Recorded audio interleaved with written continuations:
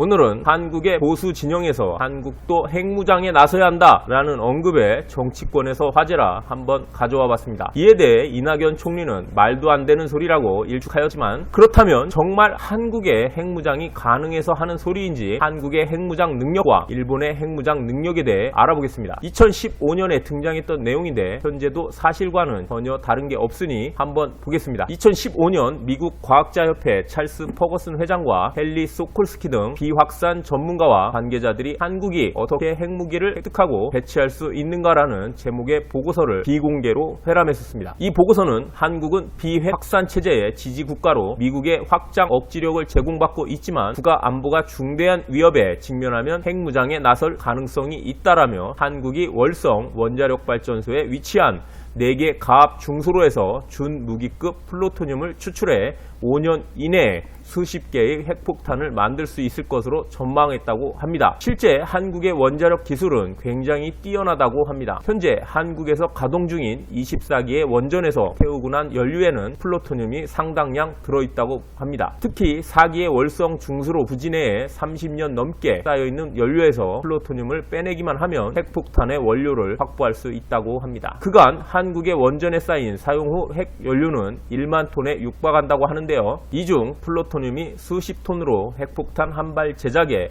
플루토늄 5kg 정도가 필요하니 핵폭탄 대량 생산에 들어갈 수도 있다라는 계산입니다. 물론 한국 내의 모든 원전에는 국제원자력기구에 감시 카메라가 설치되어 있어 국제사에 모르게 한국이 플루토늄 핵폭탄을 제조하기는 현재로선 불가능하지만 미국의 북핵 대응 방안으로 핵무장을 용인한다면 얼마 되지 않아 가능한 수준까지 올라갈 것으로 보인다 라고 말했습니다. 한국의 핵무기 제조 잠재 능력은 그간 원자력을 활용해온 수준과 비례하는데 현재 한국의 원자력은 설비 용량 세계 5위, 운전기술 세계 1위 수준이라고 합니다. 이에 따른 핵폭탄 제조 잠재력은 세계 10위권으로 평가받고 있는데요. 핵폭탄 제조 잠재력은 핵 개발을 위한 기술과 경제력을 종합한 것인데 한국은 미국, 러시아, 영국, 프랑스, 중국에 버금가고 핵무기를 보유한 이스라엘, 인도, 파키스탄보다 잠재력이 훨씬 높다라고 합니다. 한국은 핵무기는 없으나 레이저, 우라늄, 농축 기술력과 플루토늄 추출 기술, 원심 분리 기술을 개발해 왔다고 합니다. 특히 레이저, 우라늄, 농축 기술은 세계가 주목할 만한 경지에 이르고 있어 플루토늄이 없어도 단기간에 핵무장이 가능하다고 합니다. 더욱이 한국의 기술력으로는 핵폭탄 제조 과정에 핵심인 고농축이나 재처리 시설도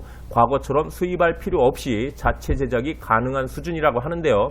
찰스 퍼거슨 미 과학자협회장 등이 열람한 보고서에 따르면 한국은 핵무기의 삼총사로 볼 수 있는 핵물질, 핵한두, 운반체를 확보하거나 획득할 수 있을 것이라는 분석입니다. 한국은 대공 미사일과 순항 미사일, 공군 주력 전투기 등 핵폭탄을 운반하는 최첨단 무기체계도 충분히 확보하고 있다고 지적했습니다. 이를 감안하면 한국의 핵무기 제조는 안팎의 족쇄만 풀리면 당장 현실화가 가능한 시나리오라고 보고 있습니다. 찰스 퍼거슨 회장 등이 열람한 보고서가 지적하는 것은 한국이 핵무기를 결심할 계기로 가장 크게 주목받는 것은 일본의 핵무장인데요. 일본은 공식적으로는 핵무장을 포기하고 있으며 현실적으로도 미국의 반대와 인접국에 미칠 연쇄 효과 때문에 핵무장을 할 가능성이 현재로선 낮아 보인다고 말했습니다. 그러나 이건 2015년 버전이고요. 지금은 일본이 핵무장을 할 가능성이 더 커졌다고 보고 있습니다. 이미 영국에 21톤, 프랑스에 15톤, 총 65톤 이상의 플루토늄을 보관 중이고 1977년부터 도카이 재처리 시설을 가동 중이며 로카쇼무라에는 대규모 재처리와 농축 시설을 건설했습니다. 특히 로카쇼무라의 재처리 공장은